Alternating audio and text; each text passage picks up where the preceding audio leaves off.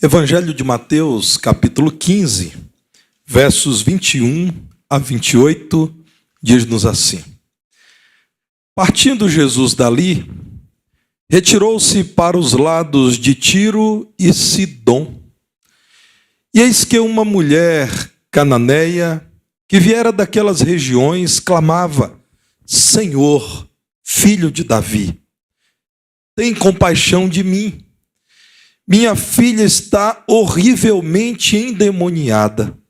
Ele, porém, não lhe respondeu palavra. E os seus discípulos, aproximando-se, rogaram-lhe: Despede-a, pois vem clamando atrás de nós.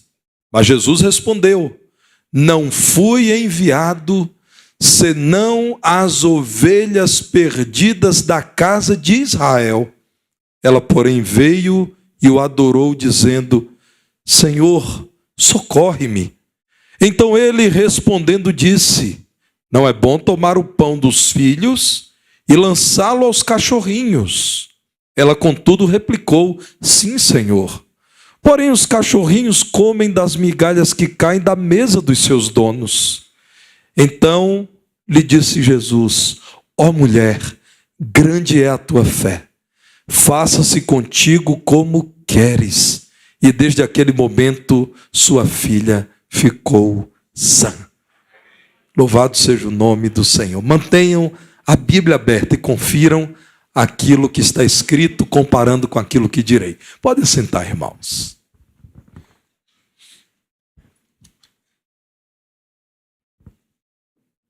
Quando olhamos para o capítulo 15, compreendemos o momento tenso do ministério de Jesus.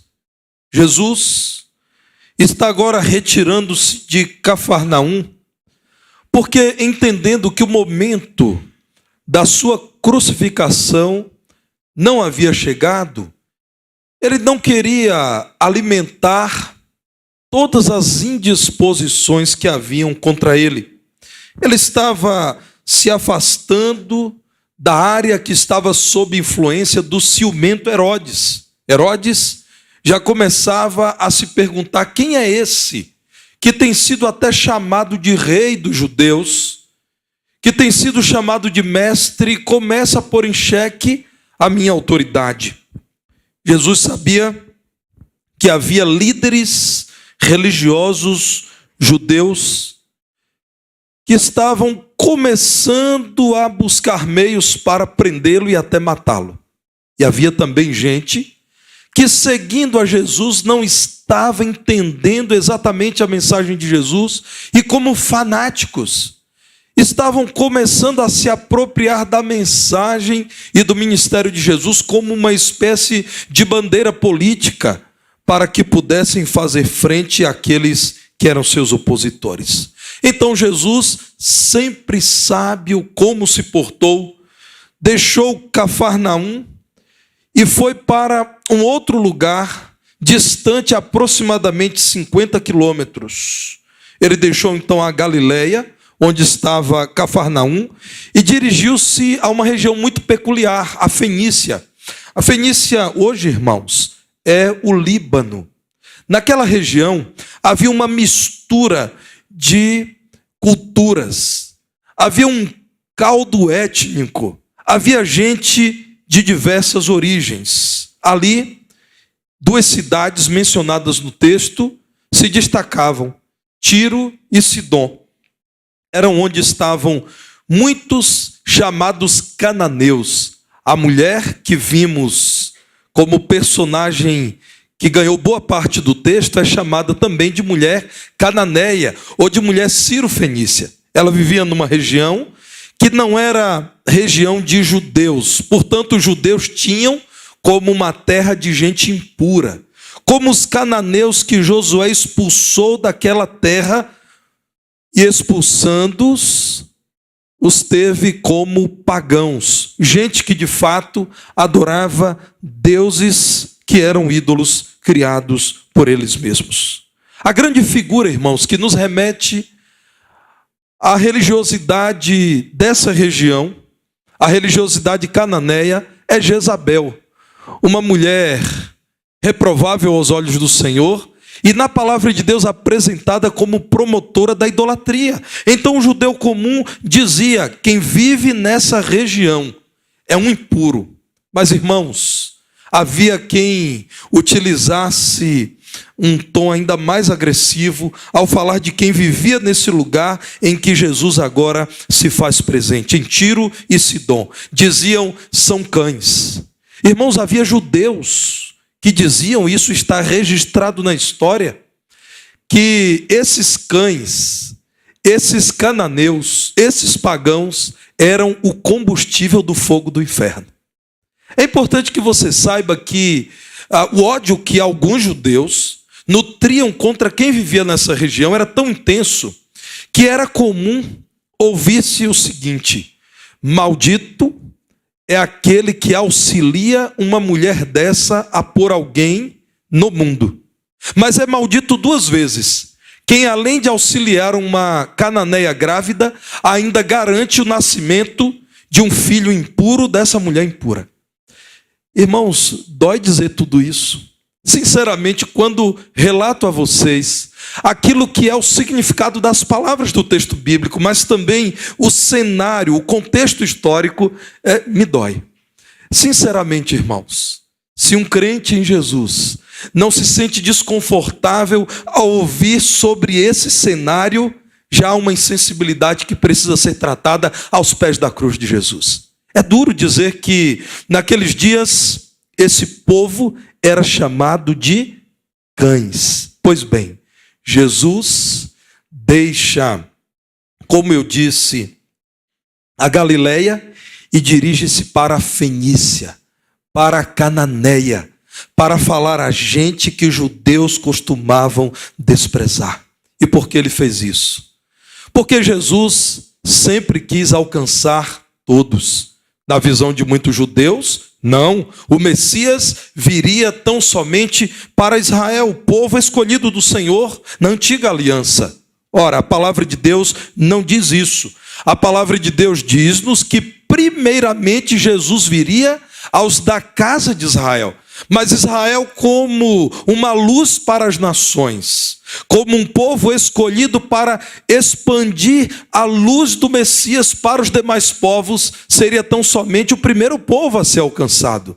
A partir de Israel, o mundo poderia conhecer a glória de Deus vista no Salvador, no Messias. E eu quero mostrar isso pela palavra de Deus. Confira em sua Bíblia o que nos diz Mateus, no capítulo 10, verso 1, acerca do comissionamento de Jesus para os seus 12 primeiros discípulos próximos. Tendo chamado os seus 12 discípulos, deu-lhes Jesus autoridade sobre espíritos imundos para os expelir e para curar toda sorte de doenças e enfermidades. A missão foi dada, e no verso 5 desse mesmo capítulo é dito que a estes 12 enviou Jesus, dando-lhes as seguintes instruções: não tomeis rumo aos gentios, nem entreis em cidade de samaritanos, mas, de preferência, procurai as ovelhas perdidas da casa de Israel, e à medida que seguirdes, pregai que está próximo o reino dos céus, curai enfermos, ressuscitai mortos, purificai leprosos, expeli demônios, de graça recebestes, de graça dai. Então, progressivamente, Jesus está dizendo: eu sou o cumpridor da lei, o cumpridor da palavra. E está posto na palavra que primeiro o Messias seria um judeu aos judeus, para que a partir do seu ministério, no seio do povo escolhido, o mundo fosse alcançado. Vão primeiro aos judeus, mas vocês também irão em algum momento aos gentios, aos não-judeus. Vejam, irmãos, no próprio Evangelho de Mateus, no capítulo 4, quando a partir do verso 23 é dito que percorria Jesus toda a Galileia, ensinando nas sinagogas, pregando o Evangelho do reino e curando toda sorte de doenças e enfermidades entre o povo.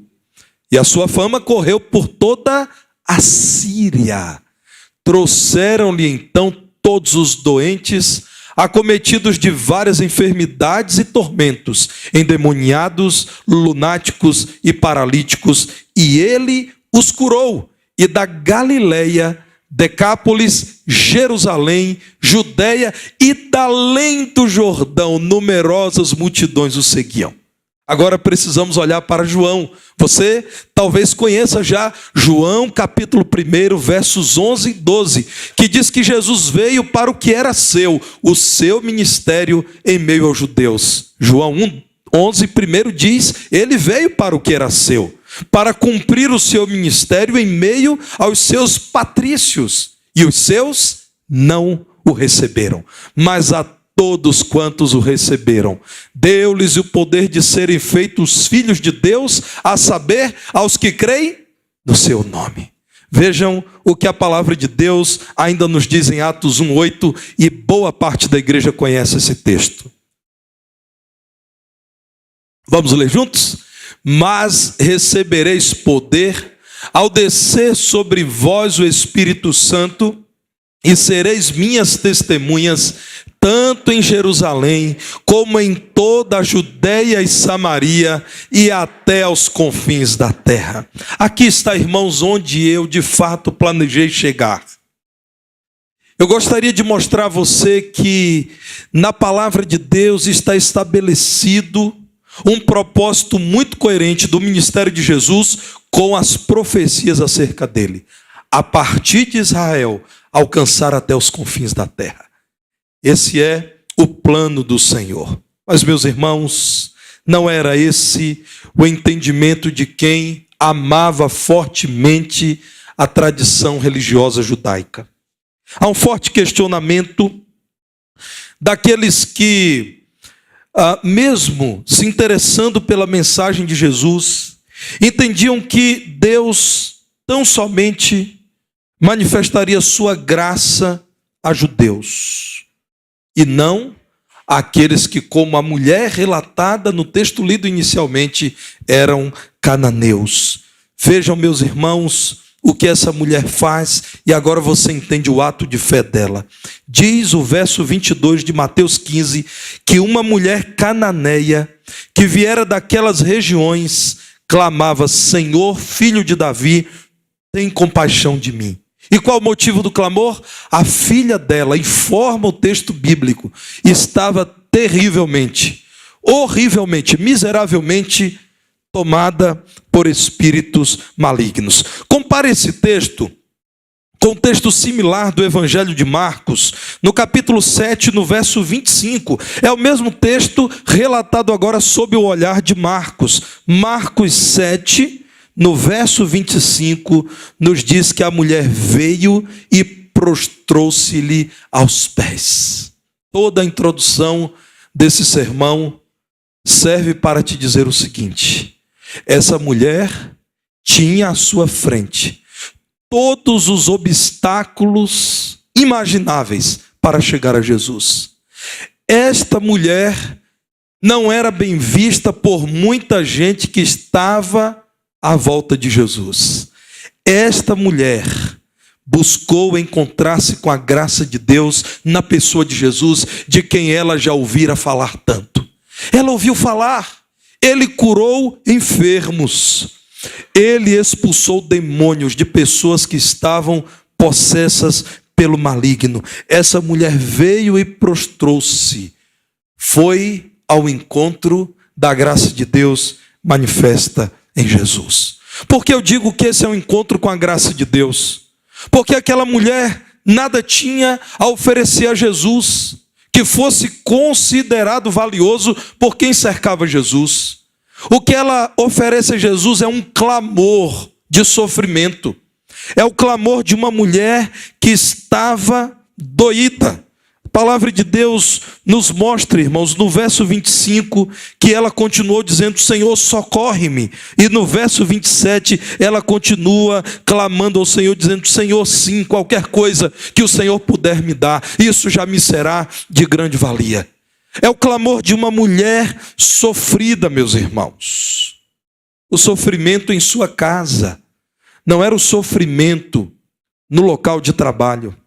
Não era o sofrimento comunitário, era o sofrimento visto todos os dias na vida da sua filhinha, como Marcos nos informa, que estava possessa por espíritos malignos. Era o clamor de uma mulher cansada de ver a sua filha naquele estado triste.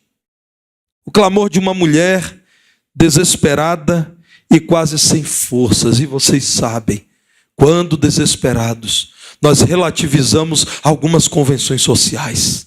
Em meio a uma multidão, aquela mulher se lança aos pés de Jesus, clamando e gritando: Senhor, tenha misericórdia de mim.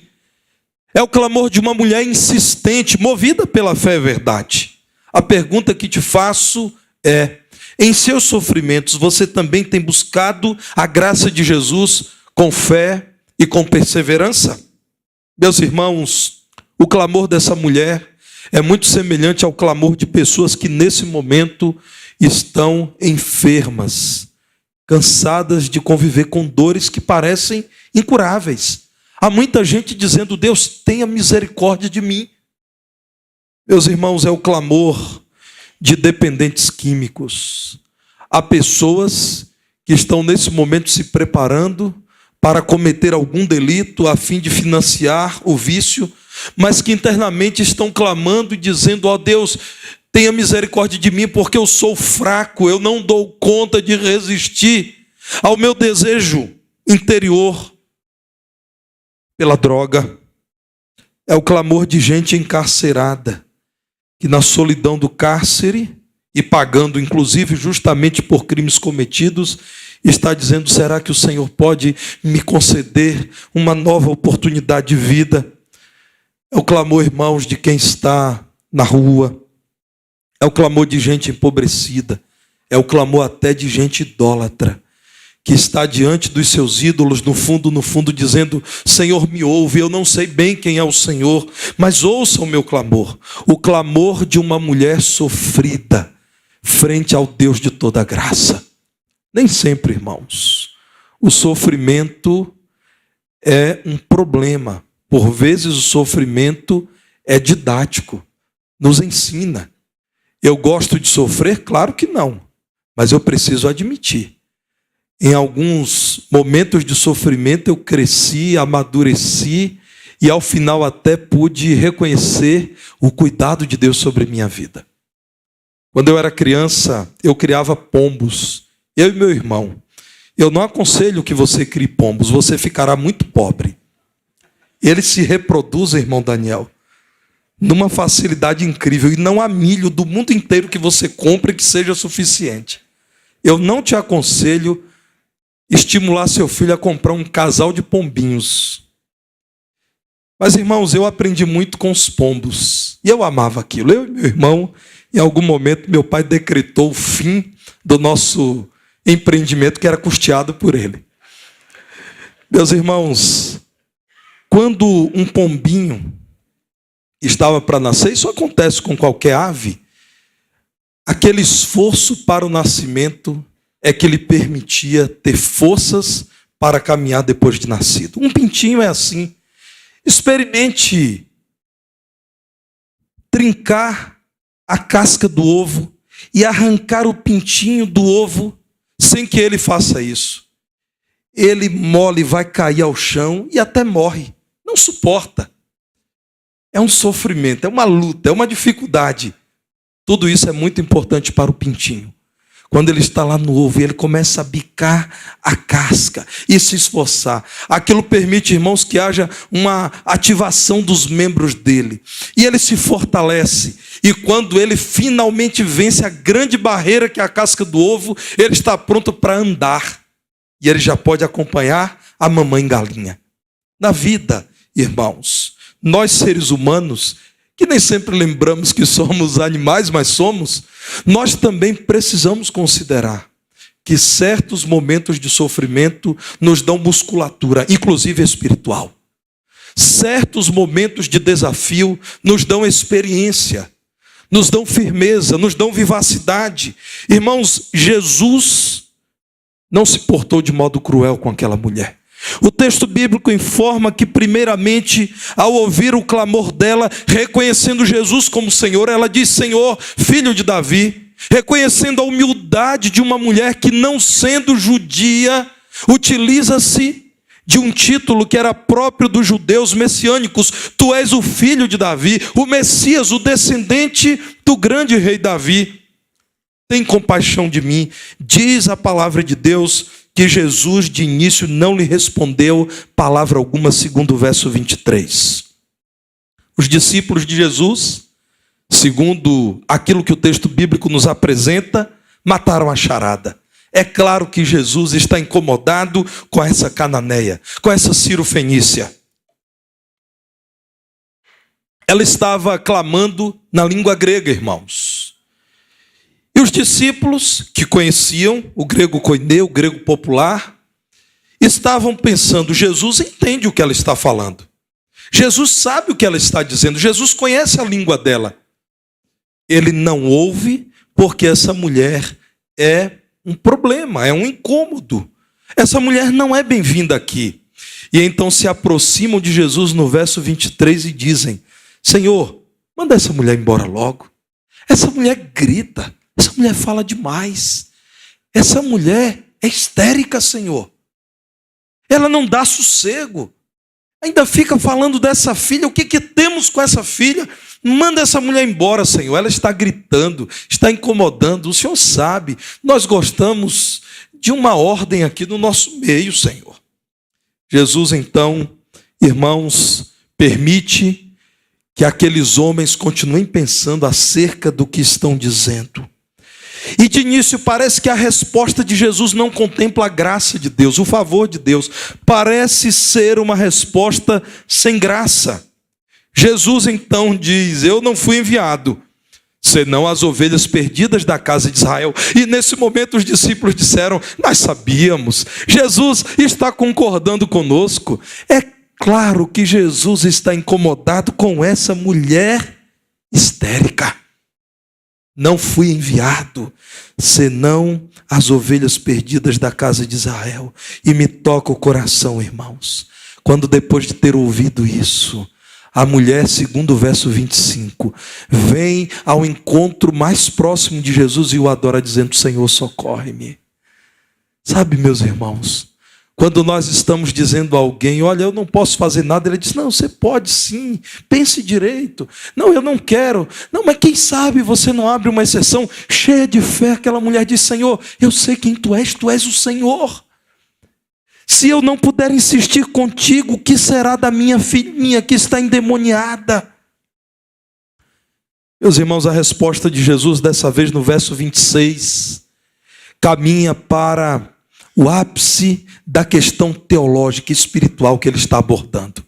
Há pouco tempo, ele havia sido criticado por conta da lavagem de mãos quando alguém come. Olhe para Mateus 15, verso 2. Fariseus e escribas em Jerusalém estão dizendo: por que os teus discípulos não lavam as mãos quando comem?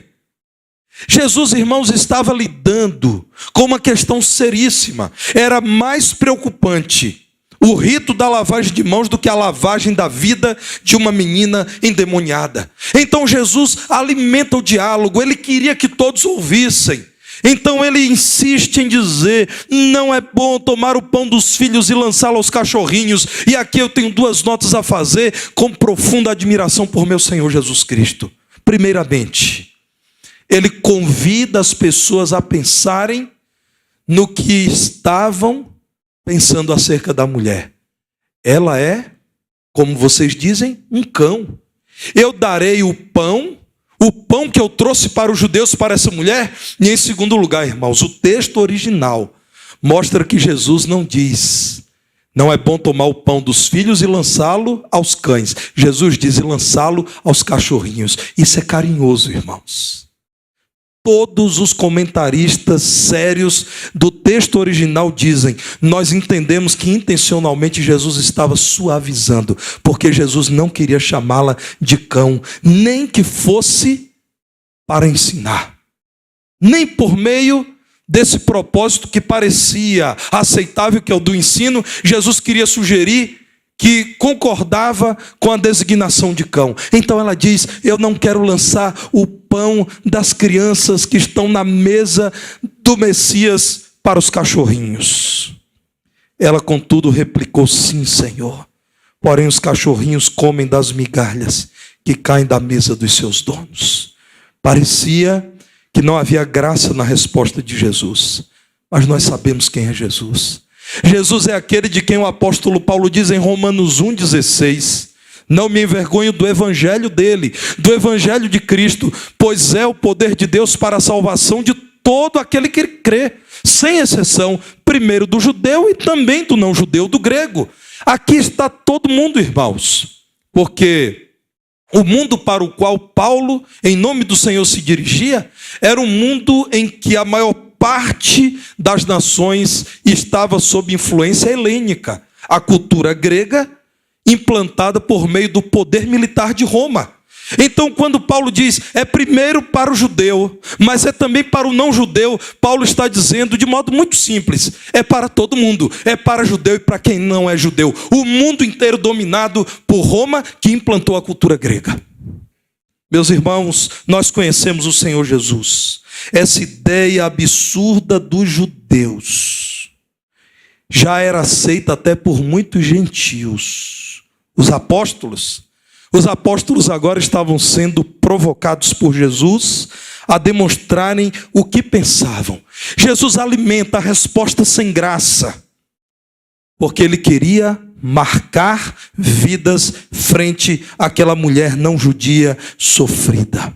Jesus me ensina, meu irmão, que eu não devo colocar certas regras religiosas e certas formalidades acima da graça de Deus.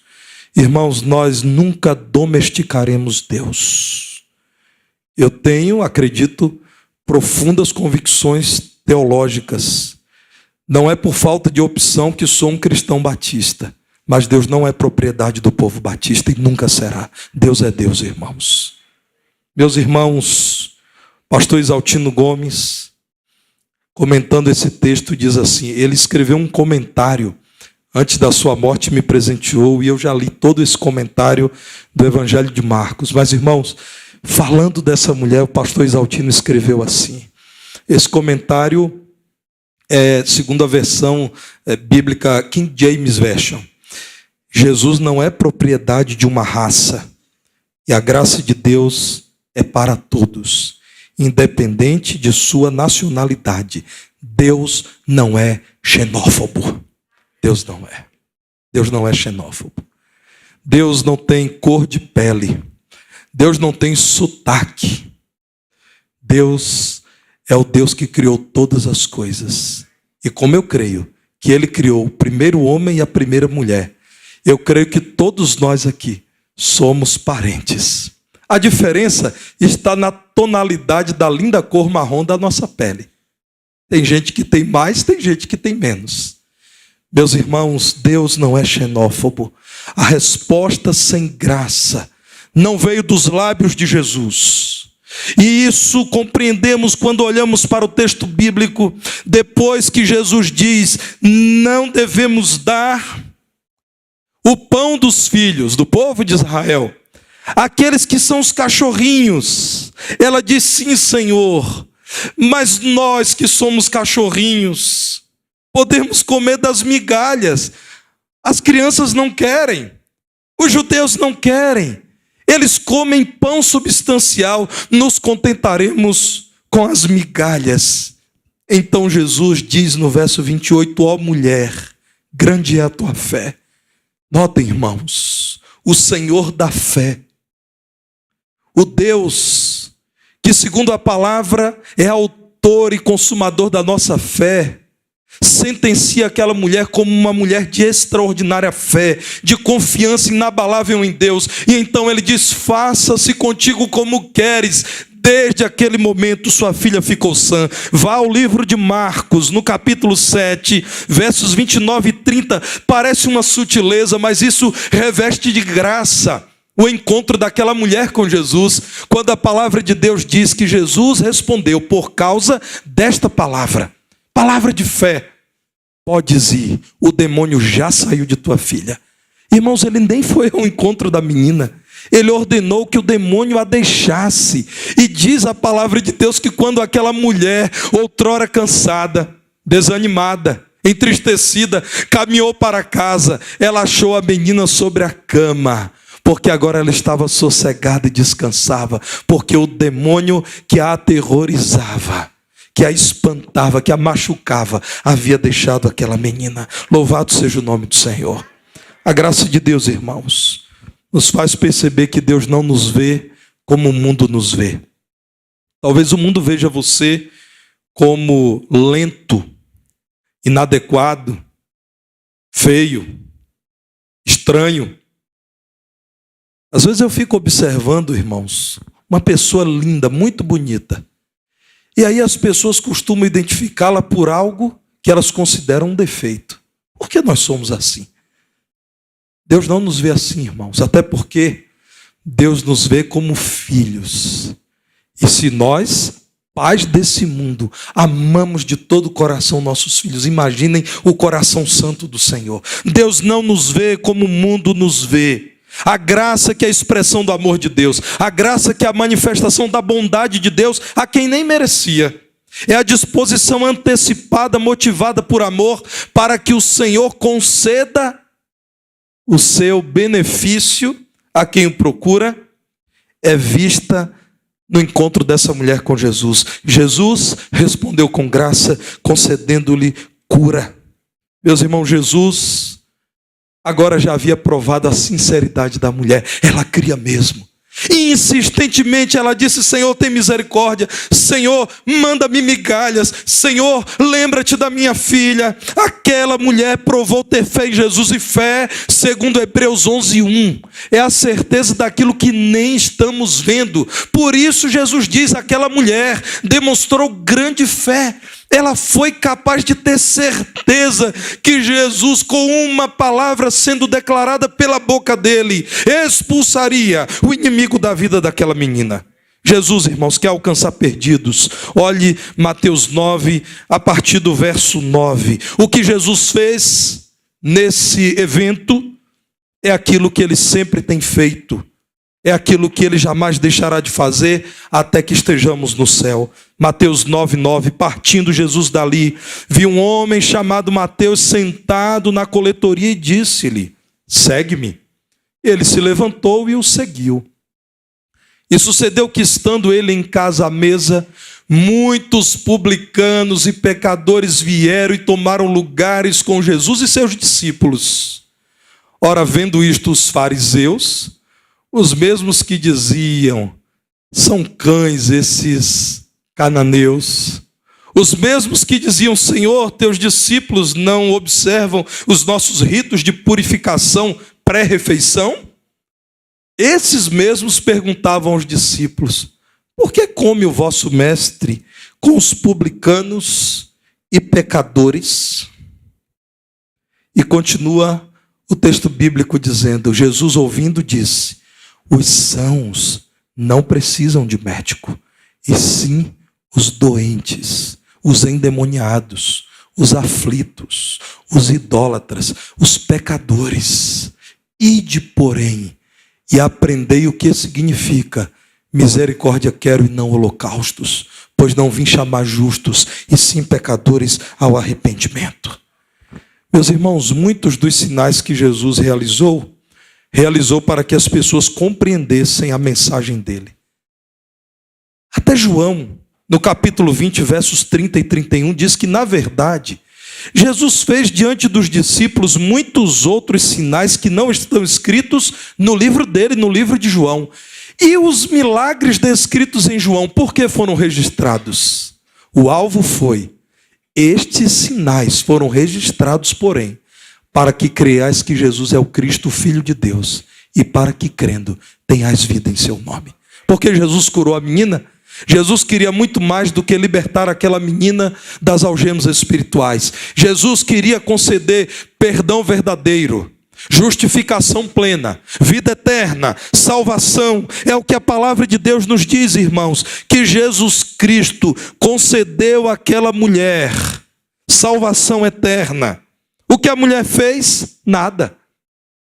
O que Jesus esperou dela? Fé, crença no Senhor. Isso é graça. Então meu convite a você nessa noite é: vá ao encontro da graça que é Jesus. O Senhor continua interessado em ouvir pessoas. E você pode falar ao Senhor em oração nessa hora, e Ele ouvirá.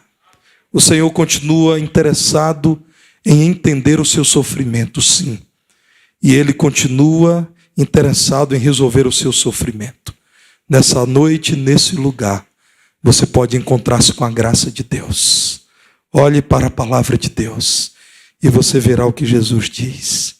Ó mulher, grande é a tua fé. Você crê em Jesus? Você confia em Jesus?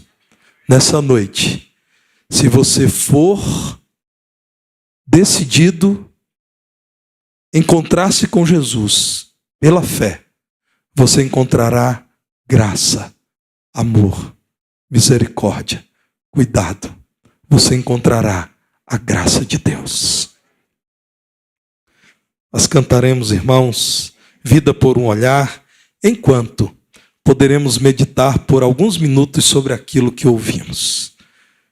Um encontro com a graça de Deus começa com a notícia de que Jesus chegou e Ele está aqui. Mas continua com o clamor de alguém que vai ao Senhor e diz: tem misericórdia de mim.